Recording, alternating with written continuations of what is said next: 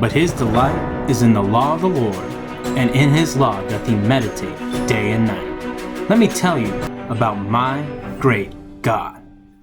Hey guys, Pastor Tim here. Hope you guys are doing great, ready to get your day started off in God's Word. We are in 2 Samuel chapter 14. Yesterday I said 1 Samuel, forgive me for that. But we're on 2 Samuel chapter 14.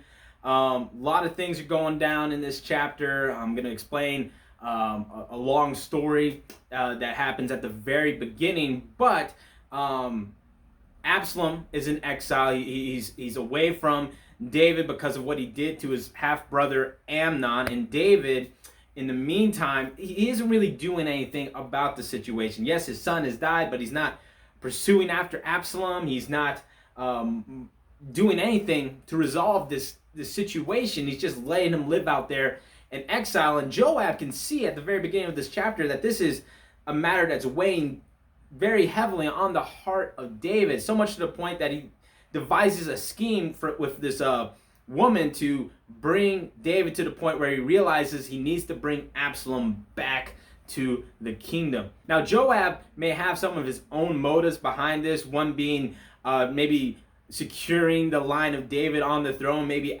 Amnon is dead. Absalom, he would be the next in line. If something was to happen to David, who would be the next in line on the throne? His other sons were probably not of that age yet, and definitely not as popular as Absalom himself. So he devises this scheme with this woman who comes before David and tells a story, pretty much, a fiction about her two sons who strove against each other in the field, and one killing the other son. And this is kind of reminiscent of Nathan coming to David and telling the story about the man and his favorite lamb that was stolen from him and slain. And much the same thing, trying to get David through this story to realize, hey, he needs to do something about Absalom. And she describes how although her one son killed her other son, she couldn't bring herself to kill or punish her surviving son, because that would take away her inheritance that God has given her one last surviving son. And she eventually gets David to the point where he finally says, you know what, fine, I will protect your son. I will say that his life cannot be taken. And she kind of convicts David of the fact that you can do this for someone who's not even related to you, their son. Why haven't you done anything about your son yourself? And so David finally relents, and he realizes that this all is just some scheme that someone constructed, and he realizes that it's Joab, and he finally tells Joab, hey, fine, go out, bring the man back unto me. So Joab goes out, brings Absalom back unto Jerusalem. But David put some restrictions. He says he cannot come any closer to the palace. He has to go turn again to his own property, to his own house. Pretty much David puts him on house arrest. All right, he puts Absalom on house arrest, and he's like this for 2 whole years. He can't see David, his father. Now, it's not shown or divulged why David did this. Maybe he's angry about what Absalom did. Maybe he couldn't bring himself to see his son and confront the issues that still have not been dealt with. By the way, he has not dealt with the fact that Absalom has killed Amnon. Maybe that's like many of us. All right, there are certain things we just don't want to confront. It's hard for us to confront, and maybe that's the reason why David is in this situation right now and tells him to go into his house and not to come see him. So he's pretty much on house arrest for 2 years. Absalom doesn't like this. He starts to grow angry about it. He thinks to himself, why did I even leave the place where I was to come here and feel this shame of not even be able to see my father's face? I'd rather be dead. But as a side note, we see in this chapter that even during this time, everyone loves Absalom. All right, he's a very handsome man. He's a very popular guy, and everyone sees him as the crown jewel of Israel, so to speak. He's very much a very popular person. People definitely wouldn't mind having him be the next king after David, a fact that he uses to his advantage in the following chapters.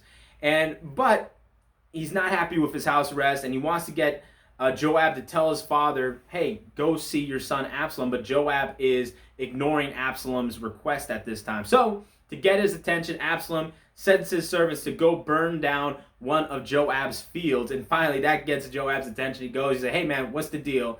And he says, what's the deal? I've been trying to tell you, hey, get an audience with my father, but you've been ignoring me this whole time. So Joab relents, tells David to go see his son. So David calls Absalom in, and the chapter ends with them meeting, having a form of reconciliation, and David giving him a fatherly kiss.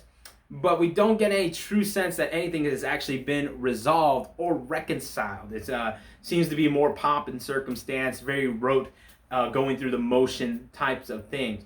Now, a lot of things happen in this chapter, but even for myself, it was kind of hard to find a main thing. But one thing that kind of stood out to me is just David's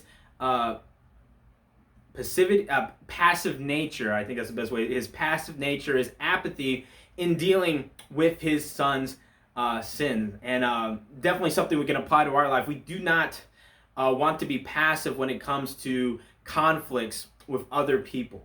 All right, I know confrontation is not a joyous thing. It's not something most people enjoy doing, but it's necessary at times. If you have a conflict with someone else, or if you have offended somebody and you realize that, don't allow those feelings to simmer. Don't allow those things to stew and grow into bigger sin. All right, Absalom, he was growing in anger, he was growing in bitterness because he wasn't able to see his father and resolve this issue. And he's like, hey, it's better if I would have died or stayed back where I was than come here and be in this exile under house arrest.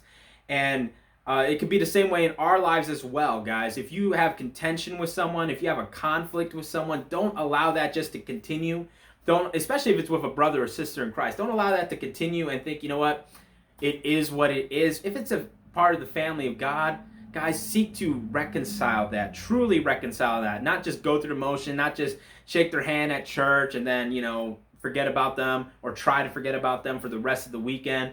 No, seek reconciliation, all right? You got to suck it up, all right? It's not an easy thing. It's not a comfortable thing, but oftentimes it's a necessary thing. And we don't see David doing that at all in this chapter. He's being very passive. And we're not given the reason exactly why, but we do see in the following chapters that it only leads to more conflict in the future. That's all I got for today's chapter, guys. I hope you have a great day. Tell somebody about your great God. Stay safe, stay healthy. God bless.